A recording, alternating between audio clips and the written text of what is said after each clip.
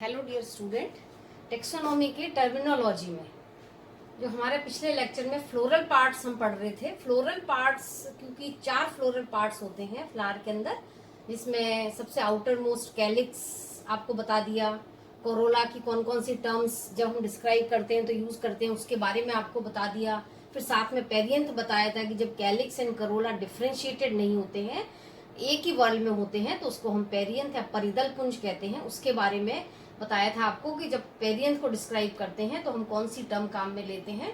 फिर इसके बाद पिछले लेक्चर में आपको एंड्रोशियम के बारे में बताया था। पुमंग, जो कि इसका एक रिप्रोडक्टिव पार्ट है, मेल रिप्रोडक्टिव पार्ट होता है, उससे संबंधित जो भी टर्म्स हम मेन इंपॉर्टेंट टर्मिनोलॉजी काम में ली जाती है फैमिलीज पढ़ने के लिए, उसको डिस्क्राइब करने के लिए, उसके बारे में आपको बता दिया था। और आज का हमारा लेक्चर है वो है फोर्थ वर्ल्ड या इनरमोस्ट वर्ल्ड कहते हैं, जिसको गाइनोशियम, जायांग, गाइनोशियम कहलाता है। जायांग, जायांग is the female reproductive part of flower, मादा जनन अंग है ये। और गाइनोशियम इज द सबसे इनरमोस्ट पार्ट है, या इसको हम कह सकते हैं फोर्थ वर्ल्ड ऑफ फ्लावर। जैसे हमने कहा था फर्स्ट आउटर वर्ल्ड कैलिक्स होती है, सेकंड वर्ल्ड कोरोला होता है, थर्ड वर्ल्ड एंड्रोशियम होता है, एंड इनरमोस्ट या फोर्थ वर्ल्ड होता है फ्लावर का, वो है गाइनोशियम। गाइनोशियम की यूनिट कहलाती है कार्पल, या इसको हम कहते हैं अंडक।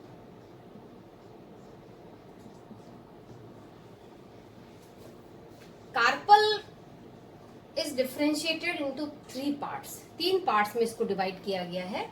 फर्स्ट इज स्टिग्मा, फिर स्टाइल, और तीसरा पार्ट कहलाता है इसका ओवरी या अंडाशय।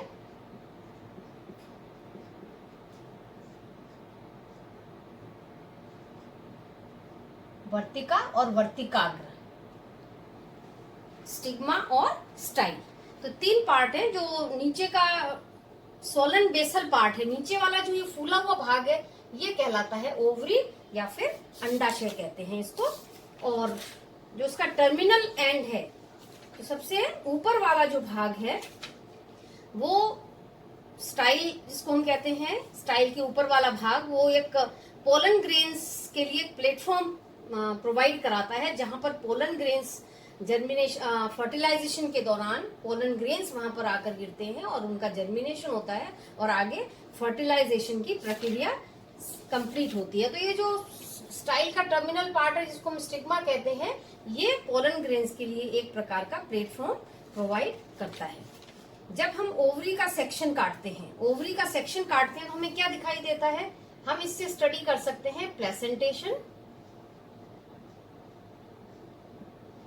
हमें बीजांडा न्यास का पता चल जाता है, नंबर ऑफ कार्पल्स कितने हैं, अंडक की संख्या कितनी है, इसका पता भी हम टीएस ओवरी के द्वारा पता लगा सकते हैं। तो जब भी हम आगे गाइनोशियम की स्टडी करते हैं तो सबसे पहले हमें ओवरी का टीएस काटना पड़ता है, अंडाशय की हम उसका अनुप्रस्थ काटेंगे। उससे हमें ये पता चलेगा कि उसमें प्लेसेंटेशन कितने प्रकार, कौन से प्रकार का है, और कार्पल की संख्या कितनी है। उसके बेसिस पे, on the basis of number of carpel, अंडक की संख्या के आधार पर हम पता लगाएंगे टाइप ऑफ ओवरी कैसी, अंडाशय किस प्रकार का है। मोनोकार्पलरी है, एक अंडपी है, बाई कार्पलरी है, द्विअंडपी, या ट्राई कार्पलरी है, त्रिअंडपी है, या टेट्रा कार्पलरी, नाम से ही है 4 अंडप होंगे, पेंटा कार्पलरी 5 अंडप होंगे। और जब 5 से ज्यादा अंडपों की संख्या होती है, कार्पल की संख्या होती है, तो उसे हम बहु अंडपी कहते हैं, मल्टी कार्पलरी ओवरी कहते हैं। इसके बाद आता है यदि कार्पल फ्री हैं, जैसे हमने कैलिक्स में भी पढ़ा था, पॉलीसेपेलस, पेटल्स में पढ़ा पॉलीपेटलस, इसी तरह से कार्पल के अंदर यदि कार्पल की संख्या 1 से ज्यादा है और ये कार्पल एक दूसरे से पृथक हैं, तो इसको हम कहेंगे एपोकार्पस कंडीशन या मुक्तांडपी, युक्तांडपी भी कहते हैं, मुक्तांडपी कहते हैं। और यदि कार्पल आपस में जुड़े हुए हैं, संयुक्त हैं, तो उसको हम कहेंगे सिनकार्पस या फिर संयुक्त अंडपी। जैसा यहाँ डायग्राम में बता रखा है, ये एक डायग्राम है टीएस ऑफ ओवरी का। अंडाशय का अनुप्रस्थ काट है ये, जिसमें आप देख सकते हैं लोक्यूल्स की संख्या दिखाई गई है। लोक्यूल का मतलब होता है कोष्ठक, सेप्टा पट, कार्पल, अंडक, और बीच वाला जो भाग है ये कहलाता है प्लेसेंटा, बीजांडासन।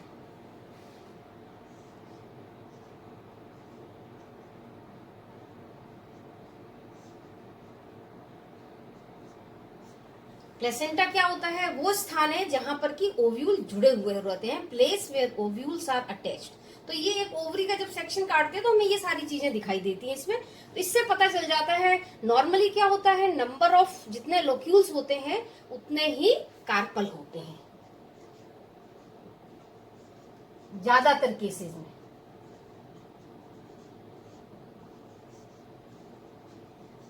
हमेशा ऐसा हो ये जरूरी नहीं है, कई बार फॉल सेप्टम भी बन जाता है, उसकी वजह से लोक्यूल की संख्या बढ़ जाती है।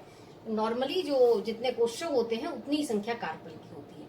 और यदि ये कार्पल के बीच में सेप्टा पाया जाता है, मान लीजिए यहाँ पे ये 3 चैम्बर दिखाई दे रहे हैं, 3 लोक्यूल दिख रहे हैं, इसका मतलब ओवरी कैसी है? ट्राई कार्पलरी है। और तीनों कार्पल आपस में जुड़े हुए हैं तो ट्राई कार्पलरी है, और साथ में सिन कार्पस अवस्था इसके अंदर है, संयुक्त अंडपी अंडप आपस में जुड़े हुए हैं। फिर आता है on the basis of number of locule, कोष्ठक की संख्या के आधार पर हम ओवरी को क्या कहेंगे? ओवरी एक कोष्ठकी है, यूनिलोक्यूलर है, बाइलोक्यूलर है, 2 कोष्ठक दिखाई देंगे। यदि हमें एक ही कोष्ठक दिखता है इस तरह का तो हम कहेंगे यूनिलोक्यूलर। यदि हमें एक से ज्यादा कोष्ठक, 2 कोष्ठक दिखाई देते हैं तो हम कहेंगे बाइलोक्यूलर है। यदि हमें 3 कोष्ठक दिखाई देते हैं सेक्शन काटने पर तो हम कहेंगे ट्राइलोक्यूलर है, त्रिकोष्ठकी है। और यदि 4 कोष्ठक दिखाई देते हैं तो हम कहेंगे ये टेट्रालोक्यूलर है। और 5 कोष्ठक दिखाई देते हैं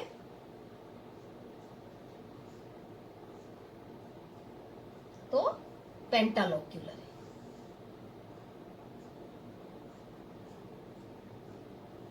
और 5 से ज्यादा यदि कोष्ठक हैं तो ये मल्टीलोक्यूलर कहलाती है, बहुकोष्ठकी कहलाती है।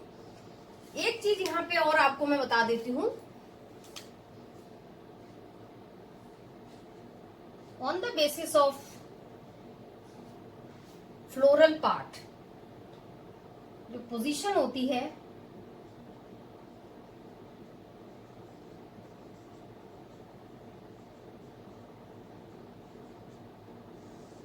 उसके बेसिस में हम कहते हैं ओवरीज सुपीरियर, इंफीरियर या फिर हाफ सुपीरियर या फिर हाफ इंफीरियर। इसके बारे में जब मैंने आपको फ्लावर की टर्मिनोलॉजी बताई थी तब बता दिया था ओवरी सुपीरियर कब होती है, ओवरी इंफीरियर कब होती है, और ओवरी हाफ इंफीरियर या हाफ सुपीरियर कब होती है। ओवरी सुपीरियर कब होगी? जब फ्लावर पुष्प हाइपोगाइनस होगा। हाइपोगाइनस का मतलब मैंने बताया था जायांगधर, जब पुष्प के जो फ्लोरल पार्ट्स होते हैं कैलिक्स, कोरोला और एंड्रोशियम जायांग के आधार से निकलते हो, नीचे से निकलते हो, तब ओवरी सुपीरियर होती है। और इंफीरियर के केस में फ्लावर की पोजीशन क्या होगी? फ्लोरल पार्ट्स की एपिगाइनस, जायांगोपरिक। यदि फ्लोरल पार्ट्स जायांग के ऊपर से उत्पन्न होते हो, ऊपर से डेवलप होते हो, तो उसको हम कहते हैं एपिगाइनस। और हाफ सुपीरियर या हाफ इंफीरियर के लिए हम टर्म काम में लेते हैं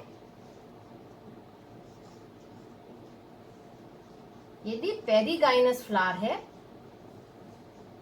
तब हम कहेंगे ओवरी सुपीरियर है या फिर ओवरी इंफीरियर है। ये आपको बताया था जब जो फ्लोरल पार्ट्स है कैलिक्स, करोला, एंड्रोशियम, ओवरी के न तो ऊपर से उत्पन्न होते हैं और न ही नीचे से निकलते हो, तब हम कहेंगे ओवरी या तो हाफ सुपीरियर है या फिर हाफ इंफीरियर है। सुपीरियर ओवरी फैमिली मालवेसी के अंदर मिलती है। इंफीरियर आपको बताया था एस्ट्रेसी फैमिली, और भी बहुत सारी फैमिलीज हैं इसमें।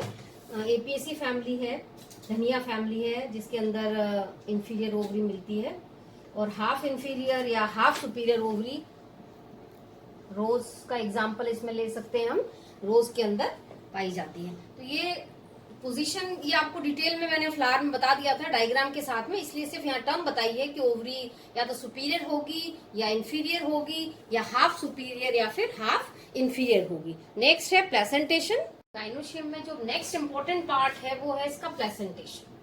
Placentation means बीजांडा न्यास। What is placentation? Placentation means arrangement of ovule on placenta inside the ovary. Ovule ovary के अंदर प्लेसेंटा पर, इसको बीजांडासन कहते हैं, उस पर बीजांड का अरेंजमेंट किस प्रकार का है, व्यवस्था किस प्रकार की है, उसको हम कहते हैं बीजांडा न्यास या प्लेसेंटेशन। प्लेसेंटेशन नॉर्मली 6 टाइप्स के होते हैं। सबसे मोस्ट कॉमन प्लेसेंटेशन इस अक्षीय बीजांडा न्यास, एक्साइल या स्तंभिक बीजांडा न्यास भी इसको कहते हैं। एक्साइल प्रेजेंटेशन के अंदर जो ओवरी है, जब हम टीएस काटते हैं तो हमेशा हमें बाई कार्पलरी से मल्टी कार्पलरी दिखाई देती है। द्विअंडपी से द्विकोष्ठकी से लेकर बहुकोष्ठकी, कोष्ठक की संख्या 2 और 2 से ज्यादा होती है। हमेशा कभी भी एक कोष्ठकी ओवरी नहीं दिखाई देती है। ये जो डायग्राम यहाँ पे बताया है, इस अक्षीय बीजांडा न्यास के अंदर या एक्साइल प्लेसेंटेशन के अंदर जो प्लेसेंटा है वो हमेशा केंद्र में व्यवस्थित होता है, सेंट्रली प्लेस्ड होता है। तो आप देख रहे हैं सेंटर में प्लेसेंटा। तो यहाँ जो डायग्राम बना रहा है ये क्या इंडिकेट कर रहा है, ओवरी ट्राइकार्पलरी है, 1 2 3, इसमें 3 कोष्ठक हैं, इसका मतलब त्रिअंडपी है। तीनों अंडप आपस में जुड़े हुए हैं, इसलिए सिनकार्पस है, संयुक्त अंडपी है। 3 कोष्ठक है, ट्राइलोक्यूलर है। ट्राइलोक्यूलर किस वजह से है कि इनके बीच में हर लोक्यूल, हर कार्पल के बीच में पट उपस्थित है, सेप्टा उपस्थित है। मैंने पहले भी आपको बताया था, ज्यादातर इस तरह के बीजांडा न्यास में इस तरह की जो ओवरी होती है उनके अंदर अंडक की संख्या कोष्ठकों की संख्या के बराबर होती है। तो एक तो अक्षीय बीजांडा न्यास में हमें ध्यान ये रखना है कि जो ओवरी होती है बाइलोक्यूलर से लेकर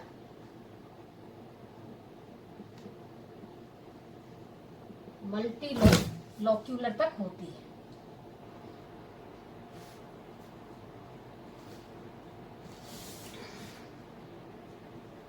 एग्जाम्पल है इसके सोलेनेसी, रूटेसी, लिलिएसी। सोलेनेसी के अंदर एक्साइल प्लेसेंटेशन होता है, लेकिन सोलेनेसी के अंदर एक्साइल भी होता है और साथ में जो इसका प्लेसेंटा है वो स्वेलन होता है, फूला हुआ होता है। रूटेसी के मेंबर्स में भी एक्साइल प्लेसेंटेशन होता है। लिलिएसी जो फैमिली है प्याज वाली, उसके अंदर भी एक्साइल प्लेसेंटेशन पाया जाता है। दूसरा टाइप है बेसल प्लेसेंटेशन या आधारी बीजांडा न्यास, जिसको हम कहते हैं।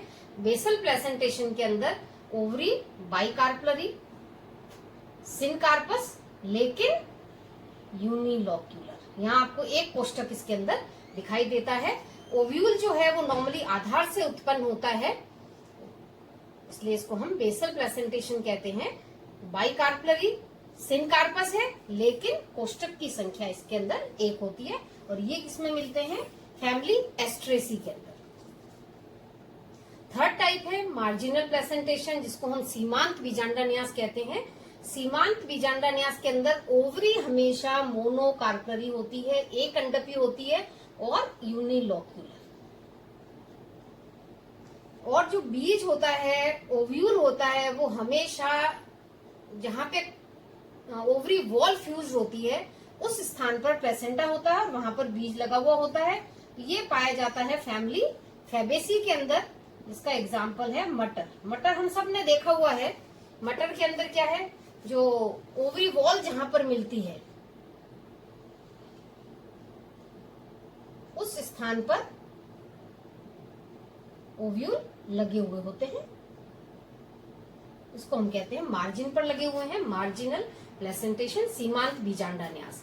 पैराइटल प्लेसेंटेशन को हम कहते हैं भित्तीय बीजांडा न्यास। भित्तीय बीजांडा न्यास इसलिए कहते हैं क्योंकि इसके अंदर जो ओव्यूल का अरेंजमेंट है वो इनर वॉल पर होता है, इनर वॉल पर प्लेसेंटा डेवलप होता है, और प्लेसेंटा जहां पर वॉल पर फ्यूज होता है वहां पर ओव्यूल लगा हुआ होता है। तो इसके अंदर भी ovary bicarpellary, syncarpous, but unilocular. यहाँ पे ये चीज अपने को ध्यान रखने वाली है कि हमने बेसल में भी कहा था यूनिलॉक्यूलर, मार्जिनल में भी यूनिलॉक्यूलर, पेराइटल के अंदर भी यूनिलॉक्यूलर। कार्पल की संख्या 2 है लेकिन कोष्ठक की संख्या 1 होती है। लेकिन पेराइटल प्रेजेंटेशन में इसमें क्या होता है, जो ओव्यूल होते हैं present on inner wall of ovule, लेकिन कभी कभी due to presence of false septum, आभासी सेप्टम बनने के कारण ये बाइलॉक्यूलर हो जाती है, द्विकोष्ठकी, लेकिन नॉर्मली एक कोष्ठकी होती है। इस फॉल्स सेप्टम को हम क्या कहते हैं, रेपलम कहते हैं। इस रेपलम के कारण ये यूनिलॉक्यूलर से बाइलॉक्यूलर हो जाती है, यदि ट्राइकार्पलरी है तो ट्राइलॉक्यूलर हो जाती है। इस तरह का जो प्लेसेंटेशन है वो कुकुरबिटेसी फैमिली के अंदर पाया जाता है, जिसके अंदर सारे कुकुरबिट्स आते हैं, सब्जियां जो खीरा है, लौकी है, तोरई है, ककड़ी है, इन सब के अंदर पेराइटल प्लेसेंटेशन पाया जाता है। इसके अलावा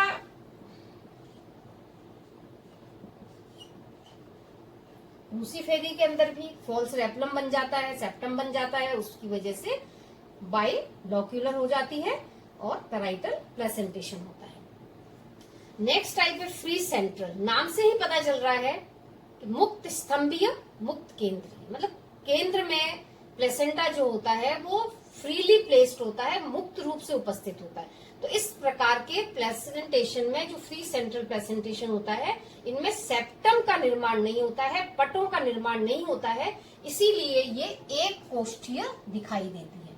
यहाँ हमने लिखा है ट्राइकार्पलरी है, कार्पल दिखते हैं 1 2 3, सिनकार्पस से जुड़े हुए हैं, लेकिन सेप्टा नहीं बनने के कारण जो इसमें अंदर हमें एक ही कोष्ठक दिखाई देता है, एक चैम्बर होता है, क्योंकि इसमें प्लेसेंटा सेंटर में फ्रीली है। और यदि इसमें सेप्टा बन जाते, बीच में पट बन जाते, तो ये कैसा बन जाता, अक्षीय विचांडान्यास बन जाता। सेप्टा नहीं है इसलिए फ्री सेंट्रल है, मुक्त स्तंभीय है या मुक्त केंद्रीय, जिसको हम एक्साइल को अक्षीय कहते हैं, स्तंभिक भी कहते हैं। इसी तरह का प्लेसेंटेशन है, सेप्टा नहीं बनते इनके अंदर। ये पाया जाता है फैमिली कैरियोफाइलेसी के अंदर, जिसमें डायंथस आता है। दूसरा एग्जाम्पल है इसका प्राइमरोज एग्जाम्पल है, जिसके अंदर फ्री सेंट्रल प्लेसेंटेशन पाया जाता है। और लास्ट है सुपरफिशियल, परिभित्तीय प्रकार का बीजांडान्यास। इस प्रकार के बीजांडान्यास के अंदर जो ओवरी होती है वो मल्टी कार्पलरी होती है, सिनकार्पस होती है एंड मल्टी लॉक्यूलर होती है। और हम कहते पेंटालॉक्यूलर है, 5 लॉक्यूलर है, यदि 5 से ज्यादा कोष्ठक होते हैं तो उसको हम कह देते हैं बहुकोष्ठकीय है।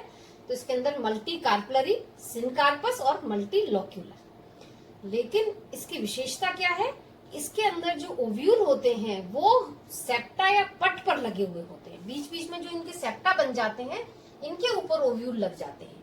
नॉर्मली क्या होता है, बाकी प्लेसेंटेशन के अंदर प्लेसेंटा पर ओव्यूल लगते हैं, जबकि इसके अंदर जो सेप्टा होते हैं उसके ऊपर ओव्यूल लगते हैं। इसीलिए इसको हम सुपरफिशियल या परिभित्तीय बीजांडान्यास कहते हैं। और ये किनमें मिलता है, वाटर लिली के अंदर, निम्फिया, कमल के अंदर, लोटस, निलंबों के अंदर, जो पानी के अंदर ये प्लांट्स होते हैं, इनके अंदर नॉर्मली इस प्रकार का सुपरफिशियल प्रकार का बीजांडान्यास पाया जाता है। हमने आज 6 प्रकार की बीजांडान्यास देखे, एक्साइल प्रेजेंटेशन, बेसल प्रेजेंटेशन, सीमांत, पेराइटल, फ्री सेंट्रल, ये जो कॉमन टाइप्स है। इसमें एक चीज यहाँ ध्यान रखने वाली है कि हम देख रहे हैं बेसल प्लेसेंटेशन, फिर मार्जिनल, पेराइटल, फ्री सेंट्रल, इन सब के अंदर एक कॉमन जो चीज है वो है कि इनमें यूनिलॉक्यूलर ओवरी पाई जाती, एक कोष्ठकी ओवरी होती है। और सिर्फ एक एक्साइल प्लेसेंटेशन ऐसा है जिनके अंदर जितने अंडक होते हैं उतने ही चैम्बर होते हैं। तो मैंने कहा ये ओवरी हमेशा बाइलॉक्यूलर से मल्टीलॉक्यूलर होती है। तो यदि जब हम सेक्शन काटते हैं ओवरी का तो हमें प्लेसेंटेशन दिखाई देता है टीएस काटने पर।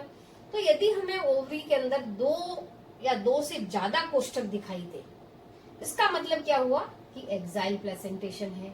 और यदि हमें एक कोष्ठक दिखाई देता है तब हमें ये देखना पड़ेगा कि उसके अंदर बेसल प्लेसेंटेशन है या मार्जिनल है या पेराइटल है या फ्री सेंट्रल है। सुपरफिशियल बिल्कुल अलग प्रकार का है, जहां पर क्योंकि जो ओव्यूल है वो सेप्टा पर लगे हुए होते हैं, बाकी सब में प्लेसेंटेशन पर लगे हुए होते हैं। तो ये हमें ध्यान रखना है कि यदि बाइलॉक्यूलर दिखती है तो एक्साइल प्लेसेंटेशन है, यूनिलॉक्यूलर दिखती है तब basal, marginal, free central, parietal हो सकता है। तो ये कुछ इंपॉर्टेंट जो टाइप है प्लेसेंटेशन के वो आपको बताए यहाँ पर। फिर हम थोड़ा स्टाइल स्टिग्मा के बारे में डिस्क्राइब करते हैं। स्टाइल जिसको हम वर्तिका कहते हैं, टर्मिनल हो सकती है, सीधी ओव्यूल से निकलती है तो उसको हम अंतस्थ पोजीशन कहते हैं, टर्मिनल कहते हैं। एक जो यहाँ पे इंपॉर्टेंट है गायनोबेसिक, जायांग नाभिक वर्तिका, इसको ध्यान भी रखना है, क्वेश्चन भी आता है गायनोबेसिक स्टाइल किस कुल में पाई जाती है। गायनोबेसिक जायांग नाभिक ये कुल लेमिएसी के अंदर पाई जाती है, तुलसी कुल के अंदर पाई जाती है। इसकी क्या विशेषता है कि ये जो स्टाइल है वो जायांग के नाभिक से, केंद्र से उत्पन्न होती है, अंदर से निकलती है। जैसे यहाँ ये दो ओव्यूल है, जायांग है, इनके बीच में से ये स्टाइल निकल रही है, इसलिए इसको हम जायांग नाभिक वर्तिका कहते हैं और ये तुलसी कुल के अंदर पाई जाती है। स्टिग्मा होता है तीसरा पार्ट इसका, वर्तिकाग्र कहते हैं। ऊपर से देखने पर ये पाली युक्त हो सकता है, लोप्ड हो सकता है, कैप के समान हो सकता है, कैपिटेट हो सकता है, फिलिफॉर्म हो सकता है, तंतु रूपी हो सकता है, बाइफिड होता है, दो भागों में विभाजित हो जाता है, या फिर पिच्छकी हो सकता है जो कि पंख के समान दिखाई देते हैं। तो स्टिग्मा को देखकर हम ये कैरेक्टर्स लिख सकते हैं कि स्टिग्मा लोब दिख रहा है, या कैपिटेट है, या फिलिफॉर्म है, या बाइफिड है, या फिर पिच्छकी दिखाई दे रहा है। तो ये कुछ कैरेक्टर आपको गायनोशियम के बताए हैं, जिसमें जो इम्पोर्टेंट पार्ट है वो है इसका प्लेसेंटेशन। Thank you.